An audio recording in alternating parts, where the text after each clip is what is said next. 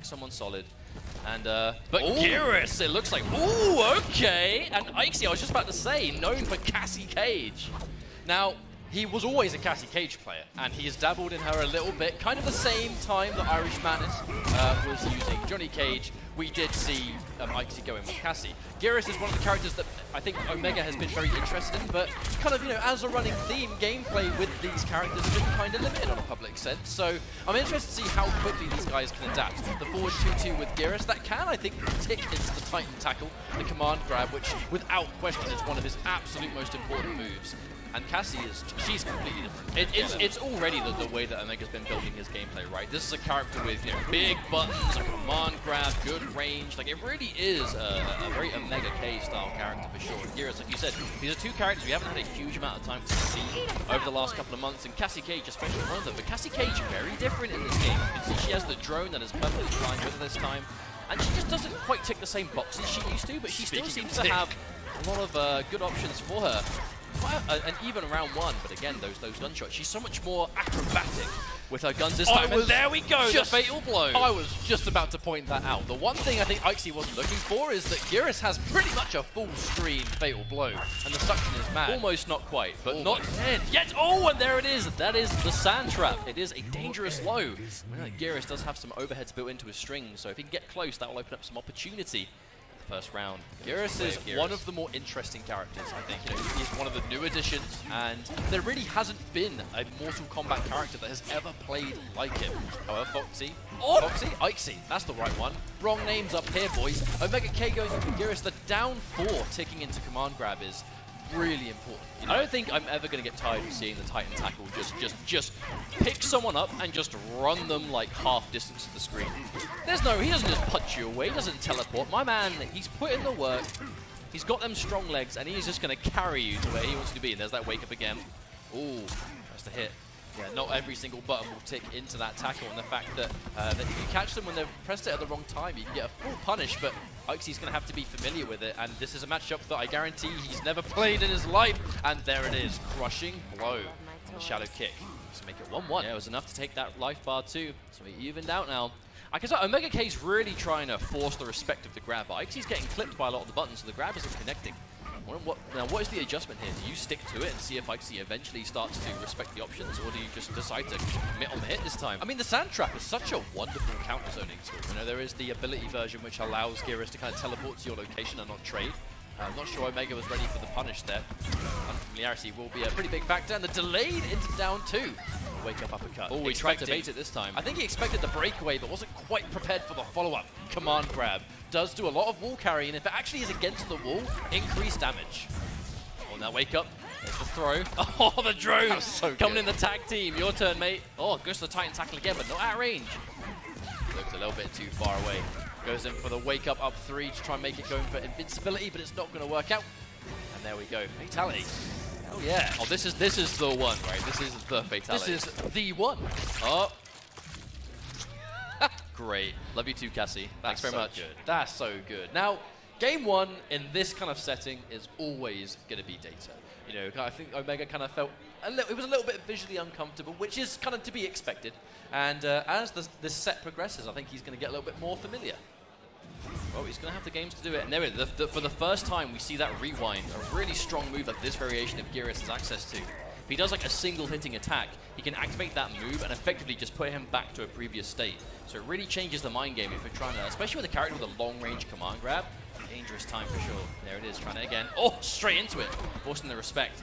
Now, he didn't use it at all in game 1. Now, during the cooldown between game 1 and 2, you know, Omega must have been running over his head. Okay, what haven't I been using? And he's using it almost immediately in game 2, really kind of showing this adaptation that he kind of has to have. You know, there is no other option here. But we'll learn as we go. There's the grab. The throw. Slowly that life lead is going in the way of Ixie. That's quite a lot at this point. Geras, he does have some nice damage potential in the corner. Mid-screen a little bit more limited. But he does got Ixie behind there. Ooh, trying to go for that sound trap, but just a little bit out of range. And of course, this variation also has the sand pillar. There's 2 different projectile options. The sand pillar is more of a traditional projectile, and the sand trap is more of a counter-zoning tool. Downfall's going to be plus, and there it is. The Titan tackle versus the wall, much more dangerous. Way more damage. Oh, a lot of range on that hammer fist. There's definitely some unfamiliarity here. There's the nut kick. It's going to be very strange not calling it a nut punch anymore when Cassie's involved. Oh, only for time around the enemy. That must be really just strange. Oh, there it is. Amplified. The pillar tries to get him to squirm, and the jump kick's going to take it, but unfortunately those minus frames are going to eat a free grab. A wake up 2 for the launch, but understandably not really ready for the follow-up. There's going to be some unique combos there. I couldn't tell you what to convert it off. There it is. Oh, escape failed too. Ikesy attempted the tech, but the wrong direction. Then they wake up and scout it out. There it is. Yeah, that Titan tackle with the corner behind. Damage coming up. Out of time, but not quite. He does have enough to come back. Gets that fatal blow ready. Oh, the Titan tackle traded. And again, he's dead. Is that going to be it? Oh, there is the round. Omega K tying it up. Right back in the match. A very slow-paced game, I think. I think that's almost natural, right? You know, these players, they're trying to get familiar with their characters of choice. The amplified. I forgot that. He definitely could have comboed off that, for sure. And knowing Ikesy, he will remember that. But going straight for the shadow kick, a little bit too far away for the grab. But, oh, you know Omega, he's going to be careful. He really, really wants to keep Ikesy in this part of the screen. That body splash, unfortunately, the cross-up, which no one wants. A lot of damage on crushing blow again. The neutral respected. The body splash. And there it is, the full string. Oh, the backbreaker. He's played a character that does that before. Oh. But unfortunately, the string, as much damage as it did, it's put us back to the wall. Even the Titan tackle, we're half screen away now, but we're still mid-screen, which is where Omega does not want to be. Oh, he has enough life to take the chip damage if he wants to, but every time he blocks that sand, like he's going to get a free check, and Omega's got a lot of life. Oh, no! Maybe I can get the air to it, but scouted out the wake up again. Now this is danger territory. We have the fatal blow. Is he going to pull the trigger? I think he tried to anti-air. It was the wrong button. Oh, that could have worked perhaps there. Oh, he tried to react with a fatal blow, but I think the amplified gunshot in the air moved Cassie just out of range. It's like you said, it's long range, but it's not quite full screen. You know, it does still have a set distance to it. I respect the attempt, though. In fact, if I were in that situation, I'd pretty much do the same thing. You know, you see an opponent jump back, you know that the fatal blow with Geras has full screen suction. Why wouldn't you go for it in that situation? But he's going to have to remember that now going into the next few games. Now, the big adjustment there from Omega was that rewind. You know, he really got a lot of mileage out of that over time. The big part was kind of just, I suppose, reading Ikesy's defense a bit better, but still, it was a close game, but it has still resulted in a 2-0. Ikesy really showing why he was invited, you know, why he knows a thing or two about Mortal Kombat. There's that catch in the air, keeping him in the corner, which is fantastic. But I know Ikesy can be fully content with the full screen. One of the things about Ikesy is that he has those really snappy reactions. So I think his neutral in general is pretty strong. Cassie is a really good character pick for him. And it was the same thing in MKX. Oh, max distance Titan tackle. And just flung away. If he grabs him from this range, he's going to get that extra damage ender. Oh, my word. I don't know if anyone could hear that. I hope not.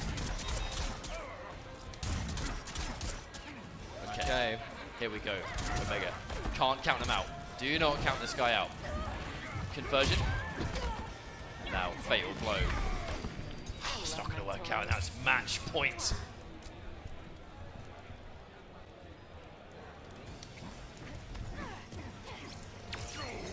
Okay, there it is. There's the grab. Taking the minus frames again. Wonderful anti-air. That was such a clean anti-air. One of the real benefits of MK11 is that anti-airs are consistent. They're clean. And in a slow-paced game, you know, so there's definitely a different speed from MKX. You want those anti-airs to be nice and consistent. Oh, that Titan tackle didn't quite connect again. Just far enough away. Oh, Ikesy. I like the way he's playing this. He really is just... The majority of the damage Ikesy is taking is when Omega is close. He's in that kind of Titan tackle range for the shoulder charge. But he's really just distancing him out around. He's going as far away as he can. Because you got the projectile, you have that traditional answer. There it is. Wall-based tackle.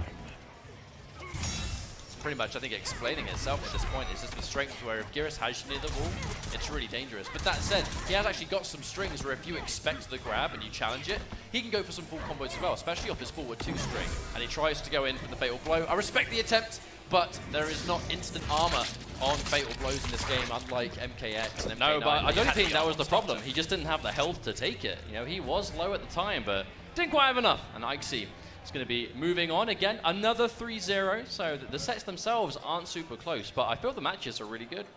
Especially considering, again, we have to remember...